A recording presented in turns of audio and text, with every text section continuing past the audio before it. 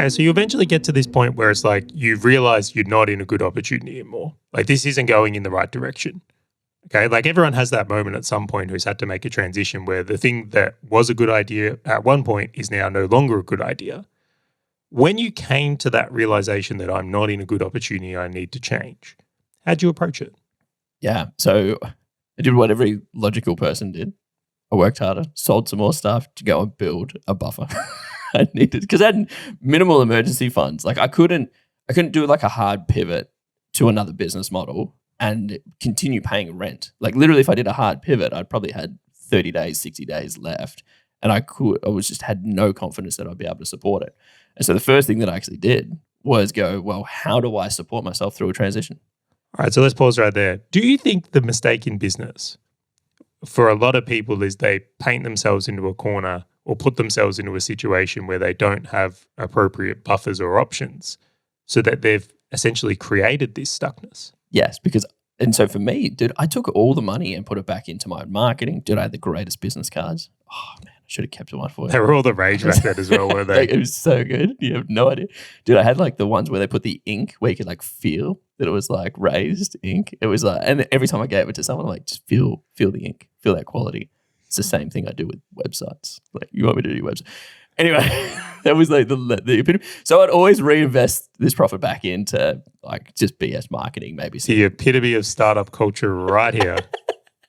And then I'd like have a stack of like 1,000 and I'd give away like 20. And I'm like, why do I need so many? So anyway, yeah, it got to this point where I was just punching all the cash back in. And then I'm like, no, okay, stop punching the money back in. Start putting that growth money that I always thought into a bank account where it's like, you need that cash because you're going to have to do a pivot. You're going to have to change. This is going to get worse before it gets better. And so, yeah, literally for ages, I just started stockpiling like a squirrel as much money as I possibly could away, just so that when I did a change, I had the money to back me to pay for the things that I needed. But to the second layer, that upon reflection, not at the time, Charlie, like, why the hell did I think that I needed to stay in my lease? Like during that time, I signed another lease in the city.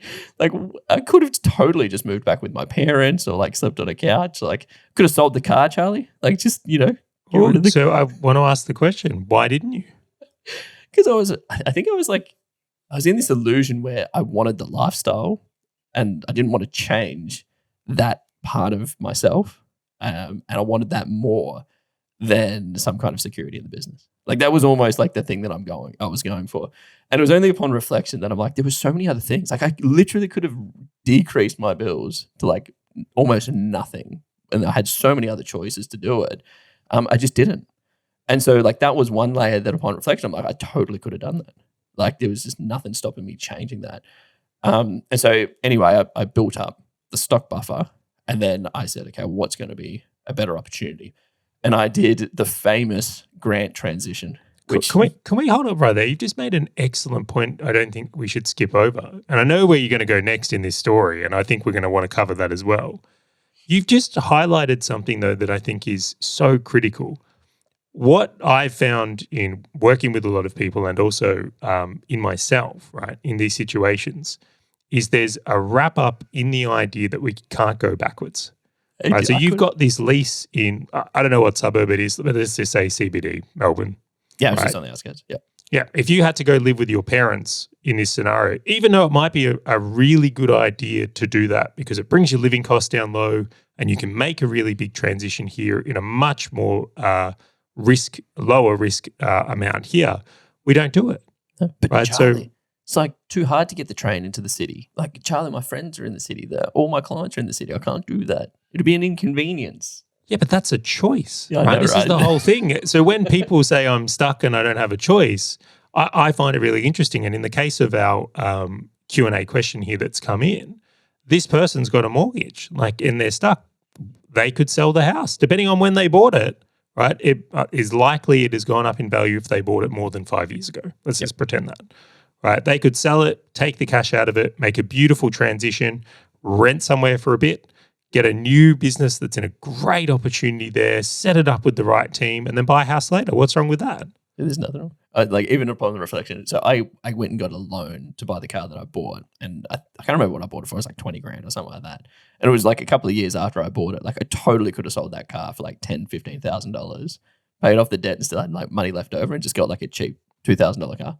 It was just like there was no rationale in my decision making at that point. Like it was just I had complete choices. It was just for some unknown reason. And I was still buying new things as well. I was buying clothes. I was doing. I bet you were still going out for dinner as well.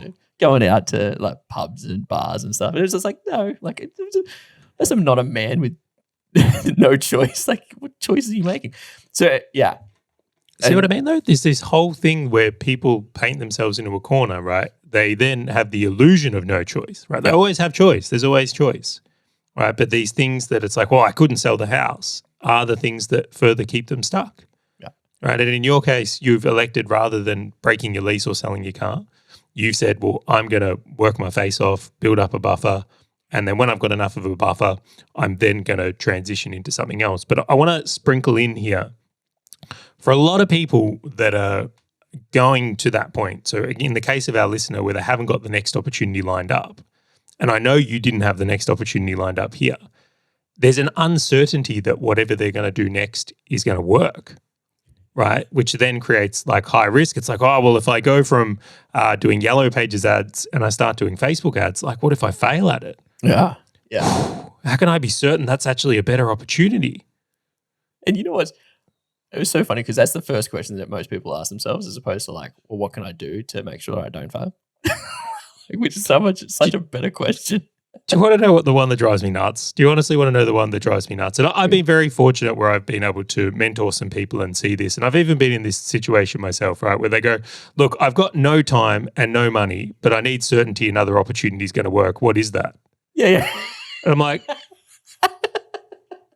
there isn't. I shouldn't laugh. I'm sure I've said those there. I'm sure I put those. I've done it. I kid you not. I've sat there looking at, well, maybe I could like day trade in between this. Oh man.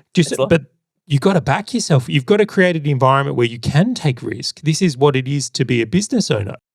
Hey, fellow business owner. If this topic and value-packed short video has resonated with you at all, and you want to dive deeper into creating wealth inside and outside your business, check out the full episode by clicking the link on your screen or in the description right now.